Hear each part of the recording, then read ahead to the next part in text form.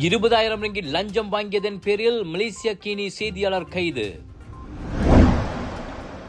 PKR தொகுதி தலைமை அனைத்து இனங்களையும் பிரதிநிதிக்க வேண்டும், அன்வார் வேண்டுகோள். 2024 ஆண்டுக்கான EPF லாப ஈவு 6.3 விழுக்காடு.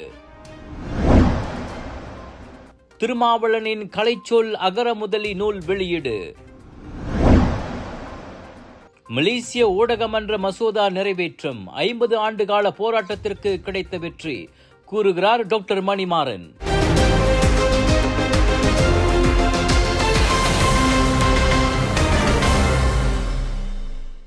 PKR கட்சியின் தொகுதி அளவிலான நிர்வாகத்தில் எந்த ஒரு தனி இனத்தின் ஆதிக்கமும் இருக்கக்கூடாது.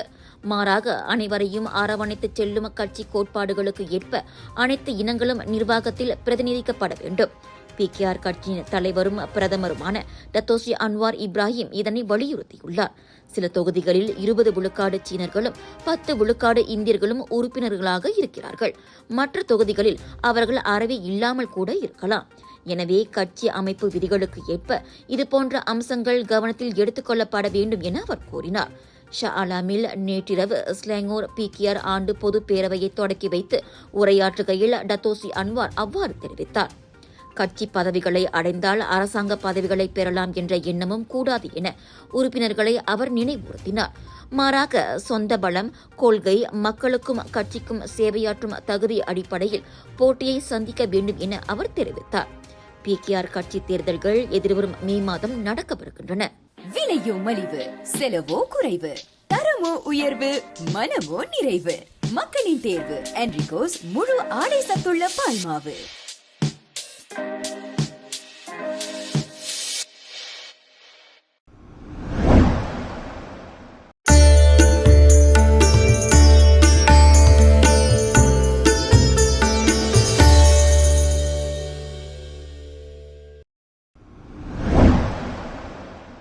மலேசிய ஊடகமன்ற சட்ட மசோதா நாடாளுமன்றத்தில் நிறைவேறியிருப்பதானது உள்ளூர் ஊடகத்துறையினரின் அரை நூற்றாண்டு கால போராட்டத்திற்கு கிடைத்த வெற்றியாகும். மக்களுக்கான வெற்றியாகவும் அதை பார்க்கலாம் என பிரபல அரசியல் ஆய்வாளரும் முன்னாள் பத்திரிகையாளருமான டாக்டர் ஜி மணிமாறன் கூறியுள்ளார். மக்களவையில் மசோதா நிறைவேறியிருக்கும் நிலையில் மேலவை மற்றும் மாமன்னரின் ஒப்புதல் கிடைத்து அந்த மன்றம் செயல் வடிவம் பெற இன்னும் 3 அல்லது 4 மாதங்கள் ஆகலாம். பின்னர் 21 உறுப்பினர்கள் தேர்ந்தெடுக்கப்பட்டு அந்த மன்றம் முழுமையாக செயல்பட தொடங்கும் என எதிர்பார்க்கப்படுகிறது. அதற்கு பிறகுதான் உண்மையான சவால்களை அந்த மன்றம் சந்திக்க வேண்டியுள்ளது என வணக்க மலேசியாவிடம் மணிமாறன் தெரிவித்தார். உள்ளூர் ஊடகங்கள் நியாயமாக, நேர்மையாக, சுதந்திரமாக மற்றும் தொழில் தர்மத்தோடு நடந்து கொள்கின்றனவா என்ற கேள்வி நிலவுவதை மறுக்க முடியாது. எனவே ஊடகங்கள் மீதான தவறான கண்ணோட்டத்தை போக்கும் பெரும் பொறுப்பு அந்த 21 நிர்வாக உறுப்பினர்களுக்கு உண்டு என மணிமாறன் சுட்டிக்காட்டினார்.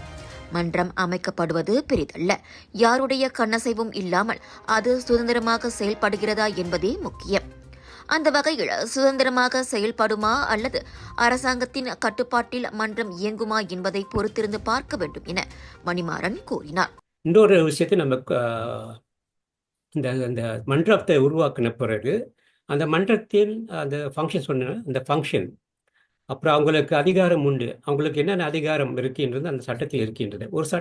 அதில் ஒரு அதிகாரத்தை நான் இங்கே கூற விரும்புகிறேன். அதாவது அந்த பெனல்டிஸ், அந்த ஃப்ரேம் ஒர்க் சொல்லுவார்கள், ஃப்ரேம் ஒர்க் பெனல்டிஸ்.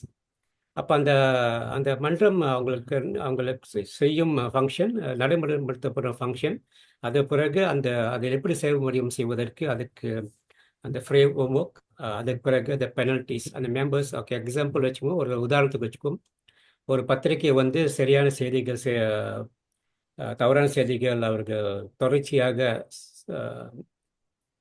வெளியிட்டார்கள் என்றால் அவருக்கு மேல் ஒரு கண்டிப்பாக ஒரு புகார் வரும்.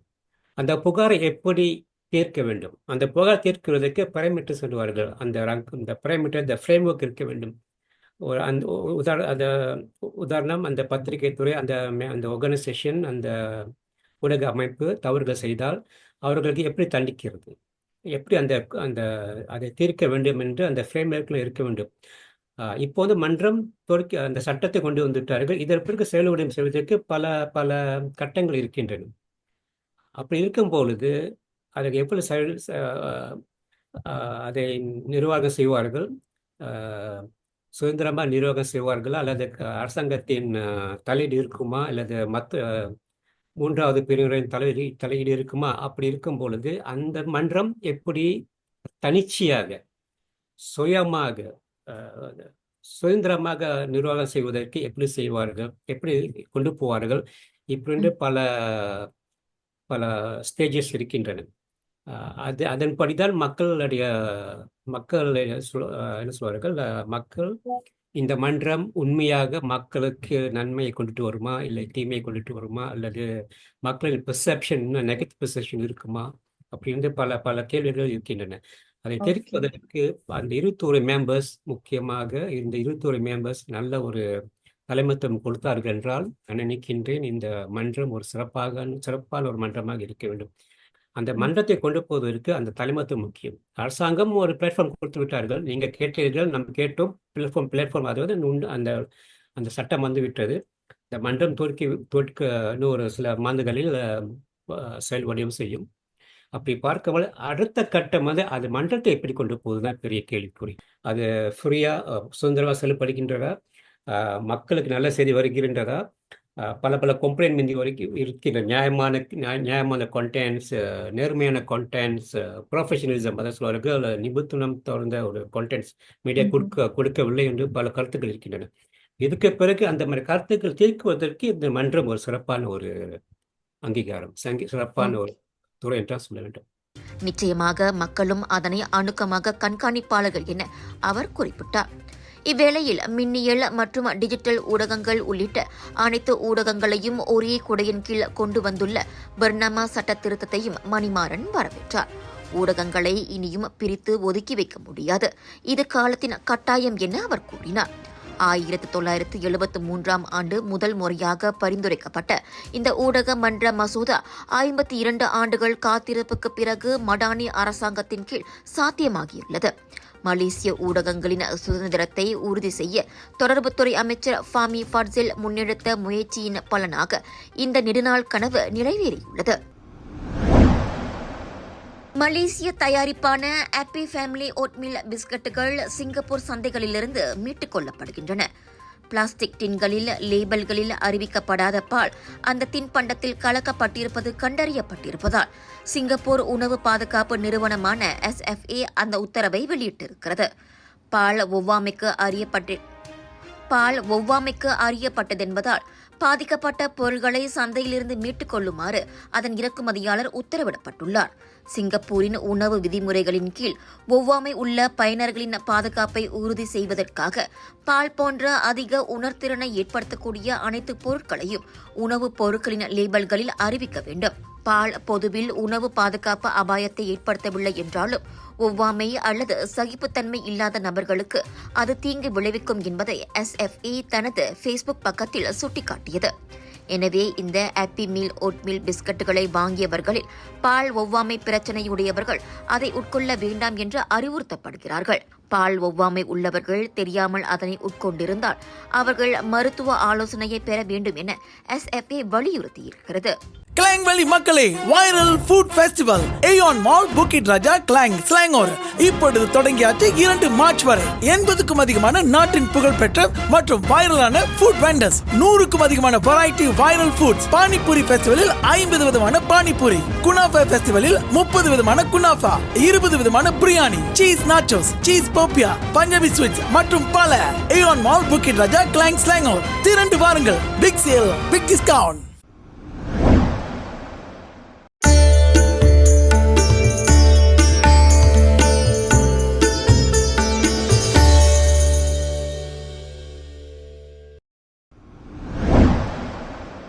அந்நிய தொழிலாளர் முகவரிடம் லஞ்சம் வாங்கிய சந்தேகத்தில் மலேசிய கினி செய்தியாளர் ஒருவர் நேற்றிரவு கைதாகியிருப்பதாக மலேசிய கினி செய்தி வெளியிட்டிருக்கிறது. இந்நிலையில் மலேசிய ஊழல் தடுப்பு ஆணையமான MACCயின் தலைமை ஆணையர் தன்ஸ்ரீ அசாம்பாக்கி அதனை உறுதிப்படுத்தியுள்ளார். எனினும் வெளிநாட்டு தொழிலாளர்களை மலேசியாவுக்கு கடத்தி வரும் மோசடி கும்பலை அம்பலப்படுத்தி மலேசிய கினி அண்மையில் கட்டுரை வெளியிட்டதே அந்த செய்தியாளரின் கைதுக்கு காரணம் என கூறப்படுவதை அசாம்பாக்கி மறுத்திருக்கின்றார்.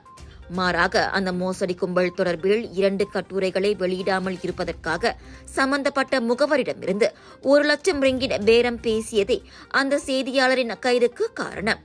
1 லட்சம் ரிங்கிட்டில் ஆரம்பித்த பேரம் கடைசியில் 20,000 ரிங்கிட்டில் முடிந்து பணம் கைமாறியதாக அசாம்பாக்கி குறிப்பிட்டார். அந்த முகவர் பேரம் பேசுவது போல் பேசி அந்த செய்தியாளரை MACCயிடம் சிக்க வைக்க அது குறித்து புகார் அளித்து விட்டார். இந்நிலையில் ஷா ஆலம் கான்கார்ட் ஹோட்டலில் அந்த செய்தியாளரிடம் பணம் நேரில் ஒப்படைக்கப்பட்டது. சம்பவ இடத்தில் தயாராக காத்திருந்த MACC அதிகாரிகள் 20,000 ரிங்கிட் ரொக்கத்துடன் அவரை கையும் களவுமாக பிடித்ததாக அசாம்பாக்கி தெரிவித்தார்.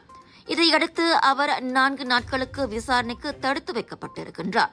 இவ்வேளையில் அந்த செய்தியாளரின் கைது குறித்து அதிர்ச்சி தெரிவித்த மலேசிய கினி நிர்வாகம் MACCக்கு முழு ஒத்துழைப்பு வழங்க உறுதியளித்திருக்கிறது.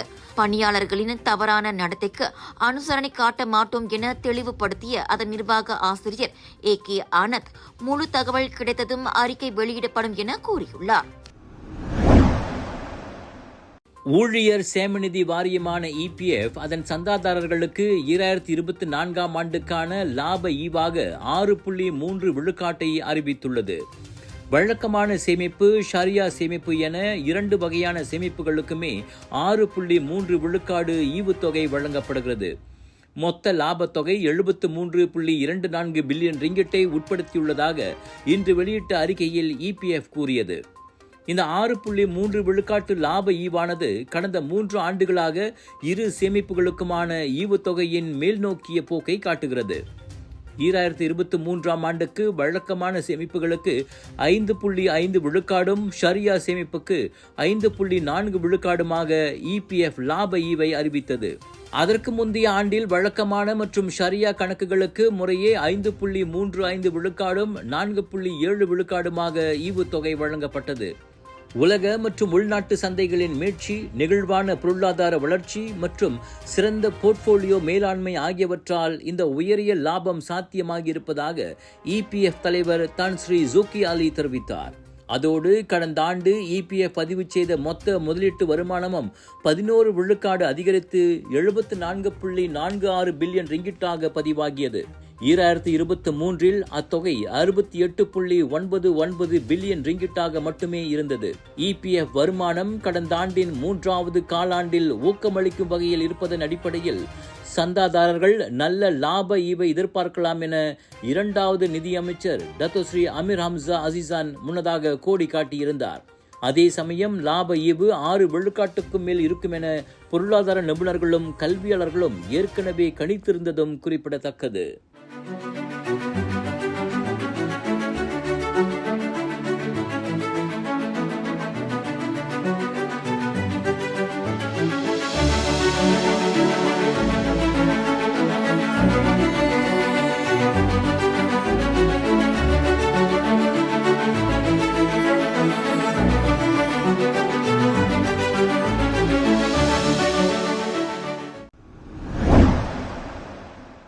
எங்க வீட்ல எல்லாரும் தினமும் காலையில ரெயின் ஆயில் வெர்ஜின் கோகனட் ஆயில குடிக்கிறோம். நீங்களும் தினமும் ரெயின் ஆயில் வெர்ஜின் கோகனட் ஆயில குடிங்க.